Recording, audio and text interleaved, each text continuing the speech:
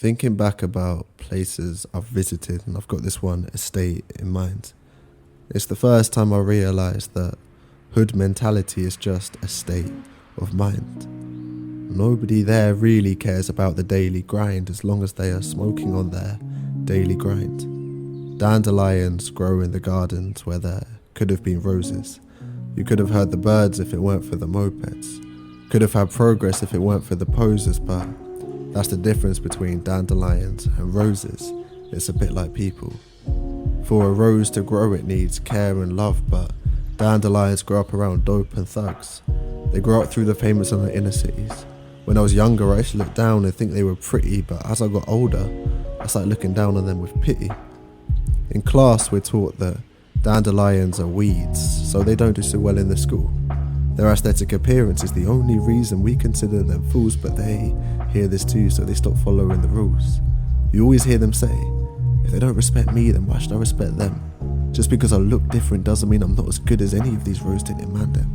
I still got value and I still got flowers, so why don't you allow this? Because not looking at the bigger picture is just plain cowardice. If you smoothed out the pavements and funded urban development, I'd look just like the rose and you feel far less benevolent. The roses look down on the dandelions and they call them silly. They haven't got to worry about this stuff if they're hanging out with the lilies. But it's not the roses' fault either. They too grow out of disparity. And let's not pretend just because they're young they don't understand classism as an everyday reality. They grow up in the suburbs and the gardens, and most of them are just younger clippings of their mothers and fathers.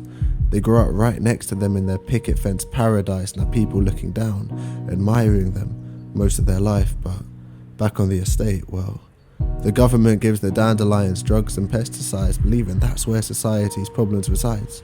And the dandelions rarely open their eyes, they just sniff up the nutrients from the pills and the lines. And dandelions have to grow up quickly, but it's not because they're driven. They're just dealing with the harsh situation which they've been given. And many of them have to grow up alone, and it's really hard to see from where their seeds are sown, which is kind of the same as kids growing up in broken homes. They're the same as the roses, just looking for the light, just born too close to the road, though if they were born too close to the picket fences, well, more likely to get picked. Too close to the road, more likely to get nicked. Doesn't matter where they are though, they're all more likely to get kicked, so most of them look pretty battered and bruised by age 26. You don't have to be a professional botanist to realise that the problem with our pseudo-populace is getting so bad to shock that nobody's stopping this. Maybe even our politicians get off on this, looking down at the people with the wrong end of the binoculars.